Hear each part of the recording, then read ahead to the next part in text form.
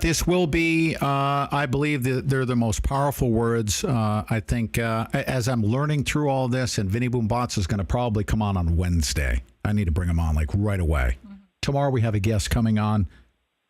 Who's our guest? Is it tomorrow? Either tomorrow or Wednesday. Vinny Boombatz is going to come on because he's studying the meaning now of the I words. Now I have to ask you which show. Oh, okay. All right. Anyways, either Chris tomorrow Bowers or Wednesday. Yeah, Chris Bowers is coming on tomorrow morning. Good. From Heroes Meeting Heroes. Heroes Meeting Heroes. Yeah. Okay, fantastic. Here it is. You ready? And I will actually provide a copy of this on the internet. No doubt about it. Actually, this thing is going to go crazy. An open letter to Sheriff Ward. It's a lengthy letter, but the words are really important. I want you to just listen. Okay. An open letter to Sheriff Ward of Harney County, Oregon, and to all county sheriffs in America from Judge Anna.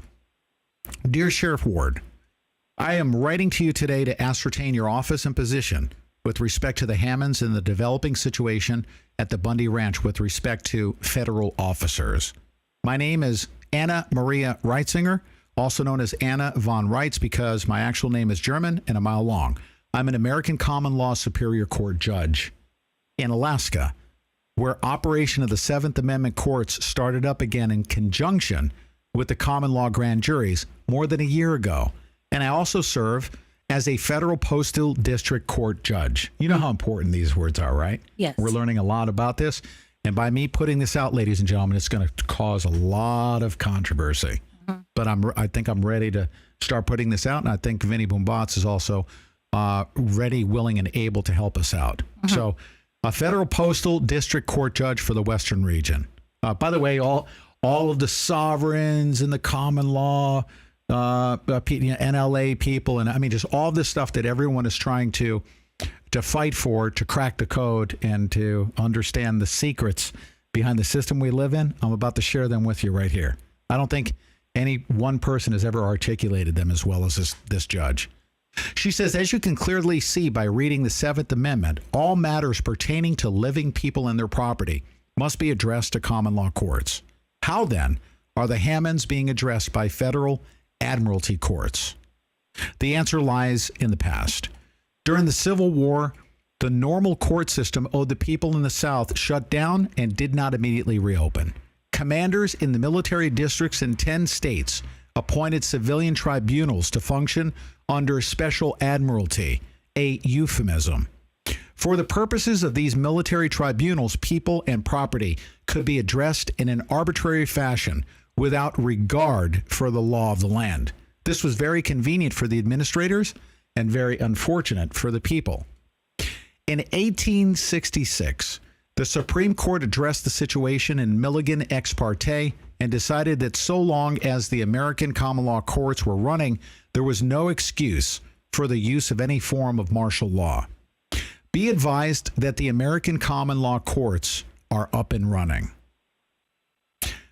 But both the military administrators and the judges, and most particularly the bar associations, had a taste of arbitrary power and the bit in their teeth back then, and a concerted effort to shut the common law courts down began so as to usurp their jurisdiction and move the venue of the local courts off the land and into the international jurisdiction of martial law and the sea, where power could be exerted against the people and their assets on the land in a comparatively arbitrary fashion. By 1965, the rats had achieved their ends, and almost all common law courts in America were either shut down or functioning with only two offices, Justice of the Peace and Notary Publics. This allowed the members of the Bar Association to impose admiralty law on the people and to avoid the guarantees of the Constitution. The use of special admiralty in courtroom is signified by the heavy gold fringe on the flag. This is true. Not even attorneys understand it. We spoke to an attorney in the courtroom who didn't understand that. Right. The word here about the bar associations and some facts about the ABA that deserve to be far more widely known Also, some information about the current court system that you probably don't know. The American Bar Association is an offshoot of the London Lawyers Guild, an avowed communist organization.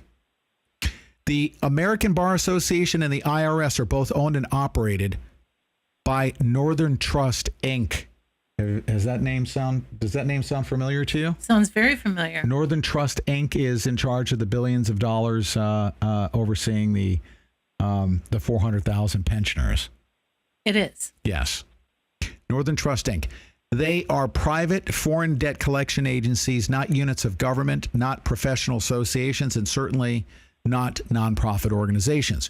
As an organization representing a foreign British government, the bar associations are only allowed to function here via a treaty, the last one in 47, that they have abundantly violated. Their members are required to present foreign agent statements as part of their credentials in open court, which they hardly ever do. As a result of their misdeeds and usurpations against the law of the land and the people, and their violations of both their corporate charter and their treaty, a commercial obligation lien of $279 trillion has been assessed against the American Bar Association, the International Bar Association, and the U.S. Department of Justice, which, it turns out, is just another private subcontractor performing governmental services and doing a criminally bad job of it. The U.S. district courts are also private for-hire subcontractors that run all the related courts in their districts. Please see Title 8, Sections 80 to 131. All these state courts and county courts are being run as franchises of the U.S. District Court. And they are all private corporate institutions having no public office or function at all and being related to the actual state and county only in so much as they are operating within the geographical boundaries of a state and a county. This can be readily proven by looking up the Dun & Bradstreet numbers, CAGE, C-A-G-E numbers, and corporate filings of these organizations. And as was recently demonstrated by the Lufkin case in Texas, neither the U.S. District Court nor its state and county affiliates have any authority to collect debts outside the 10 square miles of the District of Columbia. That's case law set in stone. You know that, right? Mm-hmm. We should also clear up another misunderstanding. Back in 1864, the United States Congress, acting as a board of directors of the United States of America, Inc., changed the meaning of several words by executive fiat without telling the rest of us. For their purposes, and from June 30th, 1864 onward, the words state and United States are code for District of Columbia Municipal Corporation. Municipal Corporation District Court and the Idaho State Supreme Court, for example, should read as Idaho District of Columbia Municipal Corporation Supreme Court. This is very real. It's very true. And I'm so proud to know Vinnie Boombatz and be connected to these good people that are communicating this. She writes, are you beginning to feel as if you landed in the land of Oz? Yes, all this means that until you make some important decisions, you aren't working for the people of your county as an elected public peace officer. You are working as an employee of a federal corporation franchise in a private capacity. Your election is being interpreted as an election to an office in a private corporation. You are presently acting as a mall cop. You have no public office, no public bond, and no public oath. If you are like most members of law enforcement community, you are not even licensed or bonded or insured in a private capacity by your cheapskate employers. You're working for the man, not the people. And all this got off track 150 years ago. So all those federal agents who are harassing the Hammonds and who are offering to arrest them and transport them to a private prison facility, they are private corporate employees of a franchise or subcontractor of the District of Columbia Municipal Corporation, having no more authority than a floor worker at JCPenney, despite their pretensions otherwise. They are misinformed as to their authority and also misinformed regarding the identity of the Hammonds. These federal agents are literally foreign with respect to the Hammonds and have no jurisdiction related to them at all. As part of the overall outrageous circumstance and fraud scheme, the members of the American Bar Association have also contrived to change the citizenship of American state citizens. People born on the land of continental United States, like the Hammonds, have been kidnapped on paper, and their civil records have been falsified, which is in violation of international law, the law of war, and the United Nations Universal Declaration of Human Rights, which both the federal United States and the British government have signed. An examination of the paperwork will reveal that virtually every single American state citizen has been deemed a foundling and ward of the state and the unwanted child of an unwed mother. Almost 400 million of us, and not a daddy to be found. This is the result of a systematic and repugnant scheme by international commercial banks and the ABA. And again, all serving to change the natural venue on the land to a court venue in the international jurisdiction of the sea.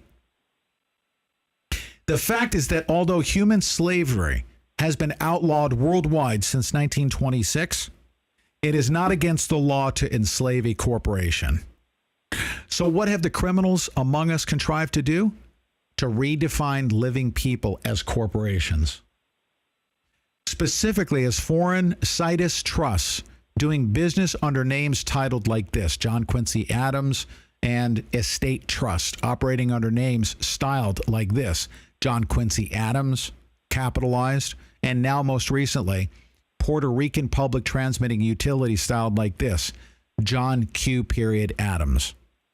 Look at the paperwork in your hands, seemingly addressed to the Hammonds.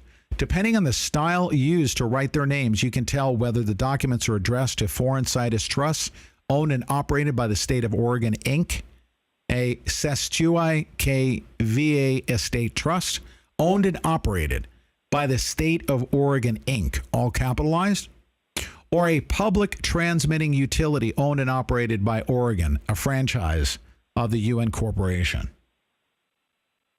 Please bear in mind that these legal fiction entities were created without the Hammonds' knowledge or permission, and they are completely, 100%, the responsibility of those who created them.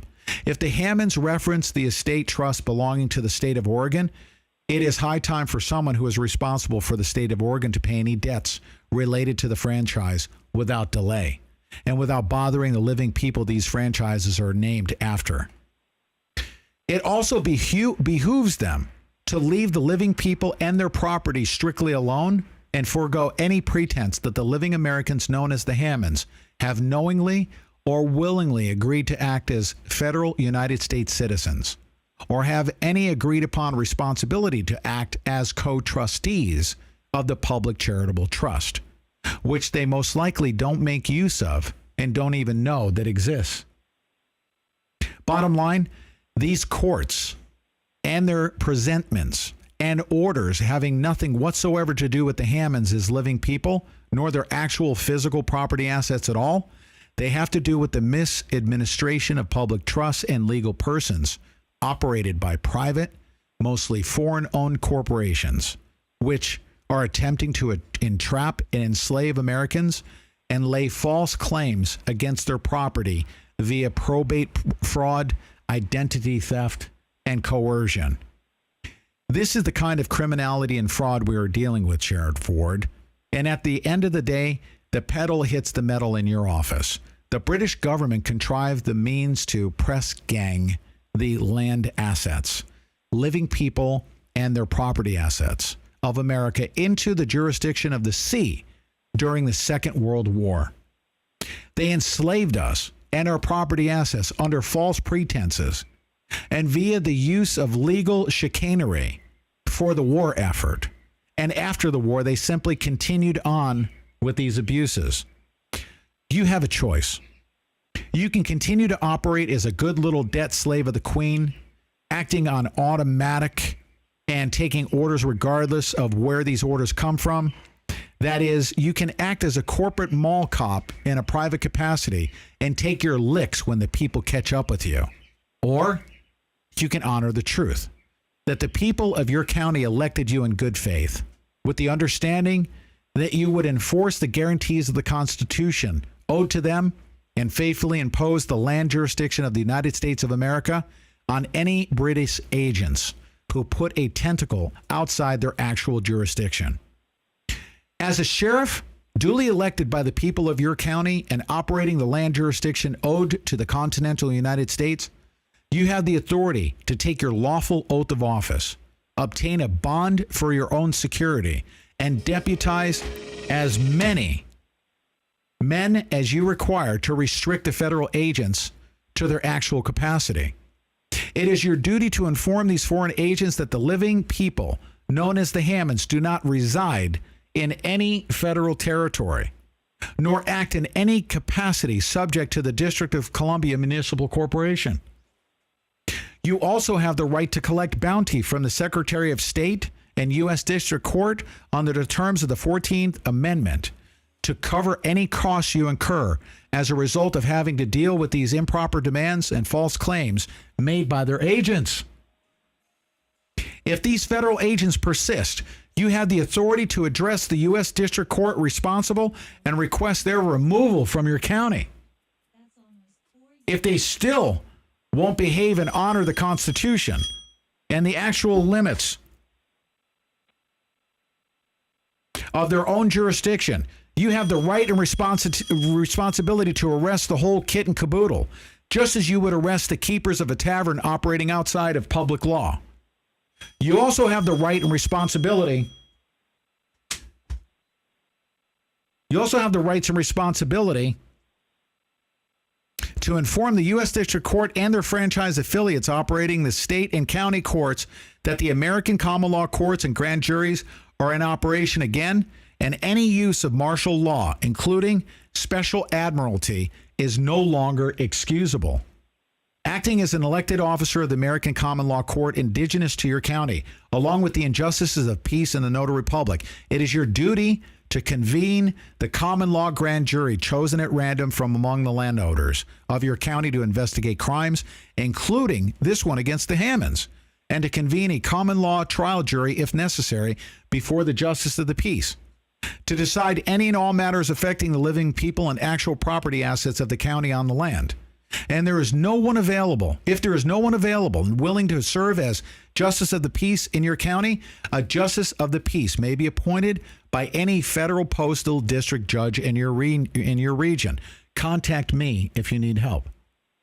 Please also know that as the sheriff duly elected by the people of your county, you have the authority and responsibility to demand the return of any American state citizen being held in federal custody for a non-capital crime, which is murder or assault with a deadly weapon, within 72 hours of their arrest. So if the federal agents making the mistake of arresting the Hammonds under false pretenses and holding them in a private capacity, it is your right and role to present a public custody order to the U.S. District or other court responsible demanding that the Hammonds be released to your custody. You may then use your own discretion whether to keep them in custody or release them on parole pending final resolution of the jurisdictional complaint. These are matters that affect millions of people, and they must be addressed openly and with determination. The British monarch has acted in breach of trust against the Americans, Canadians, Australians, and others. This criminality and the resulting surreptitious use of the American Americium Bar Association members are licensed privateers operating on our shores is a serious international crime which is being addressed. The misrepresentations of Americans as foundlings and bastards, resulting in them being declared wards of the corporate state, and further misrepresentations leading them being declared legally dead, are criminal acts of self-interested fraud carried out against us by avowed allies and friends in perpetuity, parties who are bound by the most solemn obligations of international trust and treaty, who have abused America and Americans for their own profit. This same pattern of lying about us and making false claims against us and seeking to revenue us to foreign jurisdictions has also been attempted against our Federation of Nation States as a whole. 2 weeks ago, international banks and governmental service corporations in their employ appeared before the UN Trust Committee, North America, and claimed that the United States of America no longer exists. That the states of America no longer exist. They claimed, among other things, that we no longer have a national currency in circulation. They claimed that all 400 million Americans had voluntarily accepted federal United States citizenship. They claimed that our country is civilly dead and depopulated and that there are no American state citizens. This was, of course, done behind our backs by people representing secondary creditors to defunct federal governmental service corporations claiming to be the beneficiaries and or creditors of our estates. It's time to set the record straight for us to act in our naked sovereign capacity. The Declaration of Joint Sovereignty was issued by lawful heirs of the National Trust together with sovereign letters patent in behalf of the United Colonies of America and the United States of America and the Native American nations, and delivered to the UN Trust Committee, North America, and to the UN Security Council, the Pope, the Queen, Ban Ki-moon, the Joint Chiefs of Staff, and the Bank of International Settlements. The criminals responsible for these circumstances are being recognized for who and what they are, and the die is cast. We're going to get down to the bottom of this fraud and misrepresentation once and for all. If you wish to be called sheriff of a county in America, you must now step up and earn the title and begin operating the land jurisdiction owed to the continental United States. You are under moral and lawful obligation to protect the Hammonds against any federal agent and to fully inform those agents of the limitations of their jurisdiction while standing on our soil. If there is no American common law court presently operating in your county, it is your duty to organize one without further delay. In most counties, there are active justices of the peace who still perform private marriage ceremonies, and public notaries are still active. You may draft your grand jury and, if needed, trial juries from among landowners listed in the county land records. All action of the actual county court should be stamped in red and signed in black. All actions by admiralty courts, by whatever name they operate under, are stamped in blue. Sincerely, Judge Anna Marie Reitzinger. Did you believe, just in your opinion, you didn't know this was coming? Right. That those words were important, knowing what you know we've been looking into behind the scenes? Oh, it's extremely important. It is. Not only that, because somebody hearing those words, okay, and by the way, I don't want everyone, and this is what I don't want, and it's not disparaging towards, us steak and potatoes people that are trying to find the truth, of course. There are people out there that will take this information and all of a sudden start practicing law. Oh, please don't do that. And don't do that. These words, okay, spoken by Judge Anna, are good words. That's the type of leadership we need to get out of this mess. But for us to be encouraging everybody to be practicing law and standing, on your, in your own flesh and blood before the courts, talking about gold fringes, be very, very cautious how you navigate through this admiralty law thing. Right. But the treasure, okay, the golden treasure in the treasure chest is the truth about admiralty law and how they've literally enslaved us through language. They have. Yep. We're learning more and more about that. Now, is that to say that we're going to win this battle? I'm going to share this information to the best of my ability. This is probably the most articulate, letter sent to a sheriff about the laws here on our dirt that I think I've ever read. Now, someone told me that they thought that he had shut his email down, that they were trying to send things to him and that they kept getting it kicked back. So I would please ask that everyone who gets a copy of this, and I think Pete's going to be, I think you're going to be putting a copy of this out, right? I'm going to publish a copy of this, and I'm Right. also going to bring Vinny Boombots on. Right. It's going to be a topic that we're going to cover. I mean, if you know, Well, we if would there's ask everybody when you get a copy of this, please print it out and fax it. mail it to him, fax Mail it to him, him. fax it to him. Okay. Yeah. He can turn off his email, and he can even kick me in the nuts. It's not going to make me go away. Yeah, I'm using that analogy. It doesn't matter what he does. You can be an incompetent, unconstitutional puke. You're not going to have power over me. Okay, especially if you're incompetent, unconstitutional, and beholden to these federal agents. I don't submit to them. I'm not going to submit to their jurisdiction. They have no power over me. They have no power over our land. And it's we, the people, that are going to force the sheriff to either be constitutional, be a Right. sheriff, be lawful, or be removed. Yep. That's the way it's going to be. He's going to be removed. He's not going to put, well, he will, I think at this point in time, deleting our emails, subjects us to the same type of stuff that even Sheriff Gillespie Well, he's subjected not us just to. deleting your emails; he's forwarding them to the FBI.